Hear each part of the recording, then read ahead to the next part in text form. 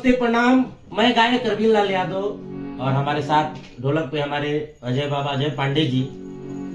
और आज हम लोग बैठे बैठे एक वीडियो बनाने का मन किया। ये सरकार के नीति कूटनीतियों को झूठ सांच को देखते हुए हम लोग वीडियो बना रहे हैं और आशा नहीं पूर्ण विश्वास है आप लोग को जरूर अच्छा लगेगा। और अच्छा लगेगा तो कृपया इसको ज्यादा से ज्यादा शेयर करेंगे। और आइए वीडियो के माध्यम से, गाने के माध्यम से।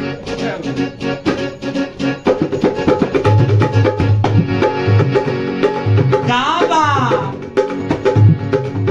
काबा बिहार में काबा, आगे देखिए। चौके चौके पुलिस लूटे, हक मंगला पर दम भर कूटे। चौके चौके पुलिस लूटे, हक मंगला पर दम भर कूटे। अपने हक के पावे खातिर लोगन के पसीना छूटे। चाचा या भतीजा के पहिरा सारे कारबा। काबा बिहार में काबा काबा काबा, आगे देखी। ना शिक्षा ना स्वास्थ्य पाइयो, ना धंधा उद्योग पाइयो, कुछ नहीं के ना शिक्षा ना स्वास्थ्य पाइयो, ना धंधा उद्योग पाइयो। आपन कमी छुपावे खातिर लंबा लंबा भाषण हेवा।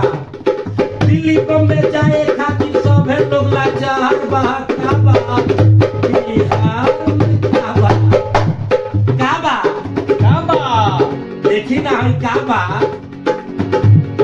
10 लाख के भइल वादा फेरू बदल गइल इरादा। 10 लाख के भइल वादा फेरू बदल गइल इरादा। कब ले आई नौकरी बहाली ओकरे इंतजार बा। ओकरा ऊपर चढ़ल बा महंगाई के मार बा। काबा काबा बिहार में काबा काबा बिहार में काबा, आगे देखी हई। चंपारण के लइका, चंपारण के लइका एगो ऐसा अलग जगैले बा। अपना बूते अपना दम पर साता के हिलैले बा। काबा चंपारण के लइका एगो ऐसा अलग जगैले बा।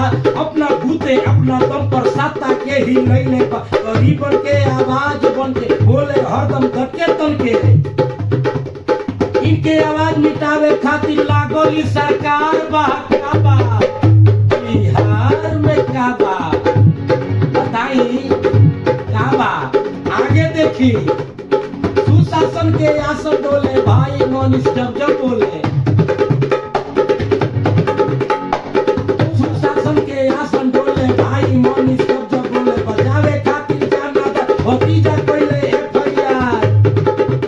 खाली कहे के बिहार में बाहर बोली काबा काबा बिहार में काबा काबा बिहार में काबा